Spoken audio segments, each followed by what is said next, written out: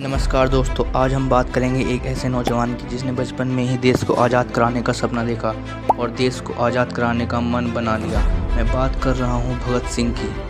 जरा आप ये वीडियो देखिए जो कि एक फिल्म का सीन है। अरे किशन सिंह जी, ये है आपका भगत।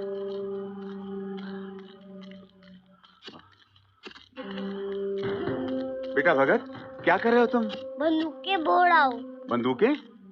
हाँ जी। अरे बेटा, बंदूकें बोगे तो फिर गोलियों के फल लगेंगे, फिर वो फल खाएगा कौन? अंग्रेज दुश्मन।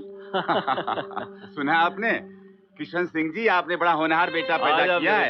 ये भागों वाला बेटा आपके खानदान में चार चांद लगे। इस वीडियो को देखकर आप अंदाजा लगा सकते हैं कि भगत सिंह के मन में भारत के लिए कितना प्रेम था।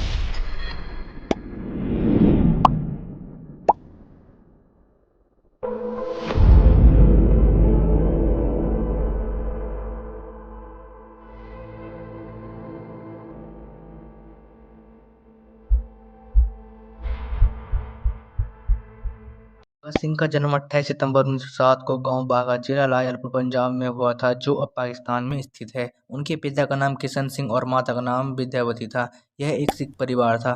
भगत सिंह जब 3-4 साल के थे तभी से उन्हें देशभक्ति का पाठ बचपन से मिलने लगा था। अमृतसर में हुए 1919 में जलियांवाला बाग कांड ने उनकी सोच पर गहरा प्रभाव डाला था। तब उनकी उम्र केवल 12 साल थी। सन 1919 में अंग्रेजी हुकूमत ने रॉलेट कानून जारी किया, जिसके तहत अंग्रेजी सरकार किसी भी भारतीय पर बिना मुकदमा चलाए उसे जेल में बंद कर सकती थी। इस कानून के लागू होते ही पूरे देश में क्रांति की लहर जाग उठी और देश भर में विरोध हुआ। बैसाखी की सुबह 13 अप्रैल 1919 को अमृतसर के जलियांवाला बाग में हर समुदाय के लोग आम सभा में शांतिपूर्ण विरोध के लिए शामिल हुए थे।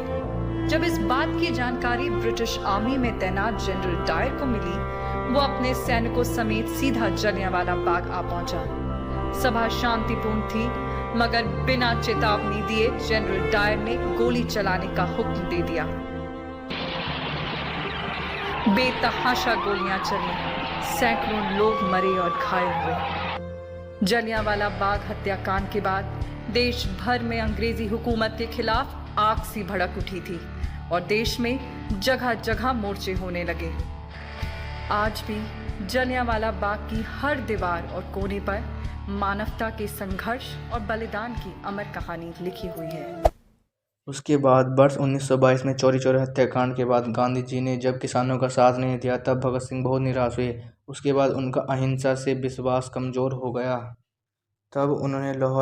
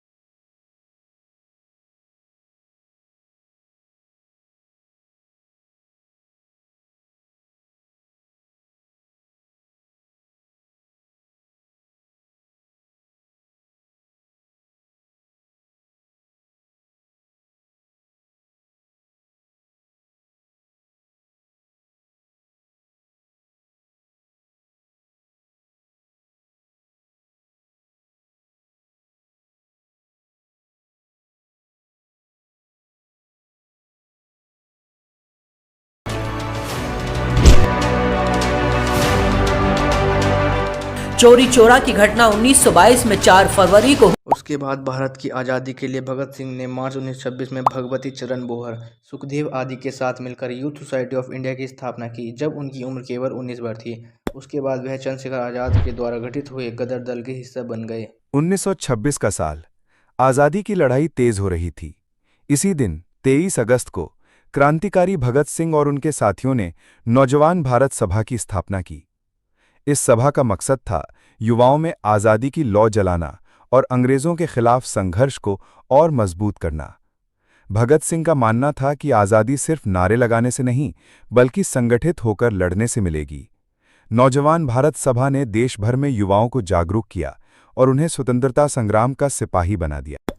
उसके बाद 1925 में हुए काकोरी कांड में राम प्रसाद बिस्मिल्ला सहित 4 क्रांतिकारियों को फांसी की सजाओं से भगत सिंह इतने दुखी हुए कि चंद्रशेखर आज़ाद की पार्टी हिंदुस्तान रिपब्लिक एसोसिएशन का हिस्सा बन गए और उसे एक नया नाम दिया, HSRA, Hindustan socialist Republic association, जिसका उद्देश्य सेवा, त्याग और पीड़ा झेलने वाले नवयुवक को तैयार करना था।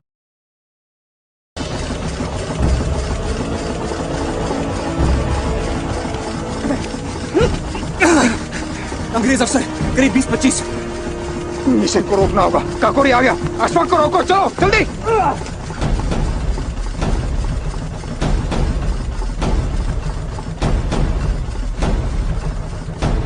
नहीं अशफाक, रुकिए।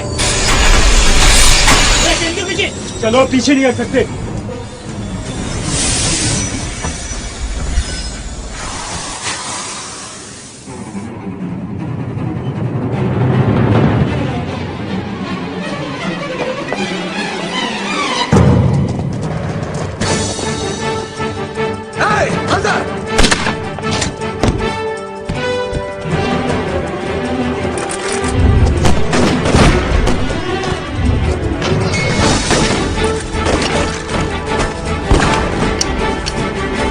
घबराइए मत, किसी को कुछ नहीं होगा, हिंदुस्तानियों को कुछ नहीं होगा, घबराइए मत।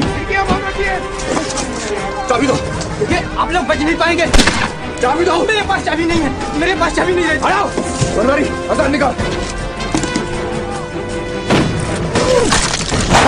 मैंने संभालता हूँ, तुम पैसे निकालो, जाओ जल्दी।